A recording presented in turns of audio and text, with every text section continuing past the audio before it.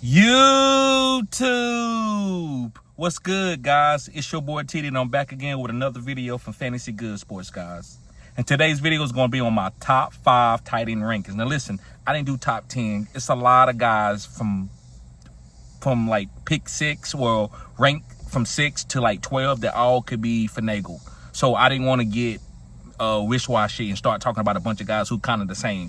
But the top 5 guys are top 5 guys at that single position at your tight end spot. So I'm going to talk about these guys. We need to know who's the top 5 guys.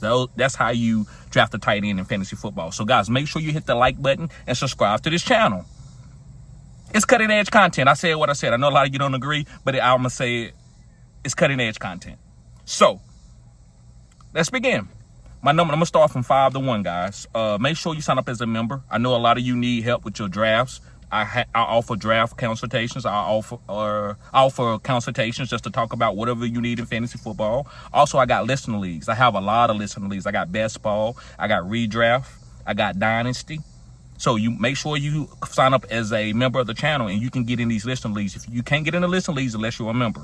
And I got 4 different tiers. And the way you win prizes in these leagues is depending on what tier you are if you win the league, right? So make sure you sign up as the right tier.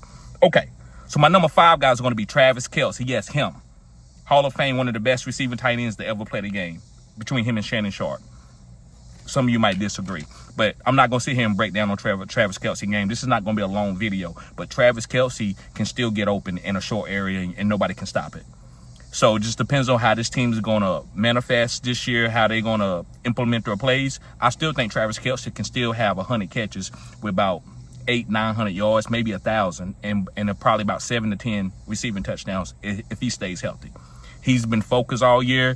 You haven't heard a lot about him and Taylor Swift because he wants to come back and win a Super Bowl. He don't like that he lost in the Super Bowl. People blame a lot of the Super Bowl on him, saying he's been with Taylor Swift the whole time.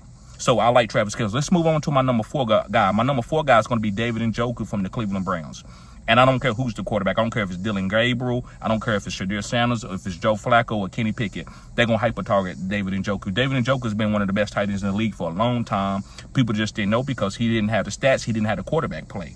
But as the quarterback play has been getting a little bit better in Cleveland, David Njoku has been eating, and he's a big target. This is a 6'5" guy that runs like a 4'4", who can move. And when he gets the ball in his hands, he can make people miss and take it to the house. He's also a great red zone target or green zone target. So I love David Njoku as my number 4 guy. A lot of you might disagree with that, but I love David Njoku. I think he's a special tight end. My number 3 guy is going to be George Kittle from the San Francisco 49ers.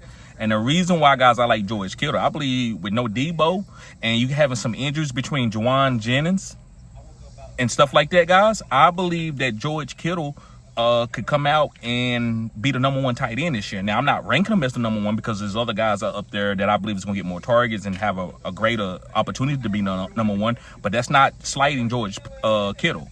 George Kittle is him. Right? He's a Hall of Famer. He's a great blocker, but he's going to get more passes this year with Debo being gone. Right? So I love George Kittle. Don't forget to pick him up as a top 5 guy. Let's move on to my number 2 guy. This is a guy that I was on last year. A lot of you said, I'm not drafting him. Marvin Harrison Jr. There's not going to be a lot of targets there. And it's Trey McBride from the Arizona Cardinals. Now listen, I'm going to tell you about Trey McBride. He's one of those basketball playing tight ends, and we know those basketball playing tight ends get a lot of targets and they can get open. They know how to establish post position, which that's the main thing from the tight end position. So I love Trey McBride, guys. He could be the number 1. We got 3 guys who could be the number 1 tight end. We haven't had that since it's been Travis Kelce for like the last 5 or 6 years. We finally got somebody else or a couple guys who can help contend with Travis Kelce for that number 1 spot. So yes, Trey McBride, he's great. And last but not least, guys, drum roll, is Brock Bowers.